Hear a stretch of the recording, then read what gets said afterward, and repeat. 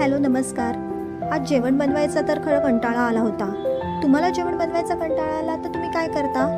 नाही नाही नाही नाही बाहेरून ऑर्डर करायचं नव्हतं, कारण हेल्दी आणि घरचंच काही खावंसं वाटत होतं आणि तेही तोंडाला चव येणारं. मग काय, मग चकुल्या करण्याचा प्लॅन ठरला. हो, आम्ही चकुल्या म्हणतो, कदाचित तुमच्याकडे वरणफळं म्हणत असणार. आम्ही सातारकर चकुल्याच म्हणतो.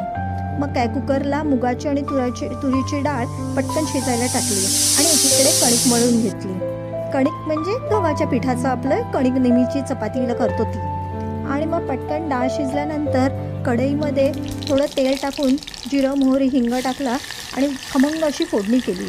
त्या फोडणीवर आलं लसूण पेस्ट घातली आणि आमचा सातारकडचा काळा मसाला घातला आणि त्यावर ही शिजलेली डाळ घालून दिली.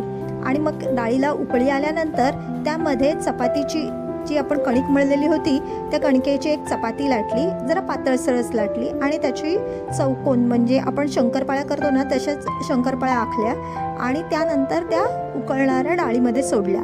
मग काय, झाल्या चकुल्या तयार. आणि मग अशा गरम गरम चकुल्या ताटात घ्यायच्या, त्याच्यावर भरपूर असं लोणकडं तूप घालायचं आणि चमच्याने खायचं. असा हा आजचा आमचा स्वादिष्ट बेत होता.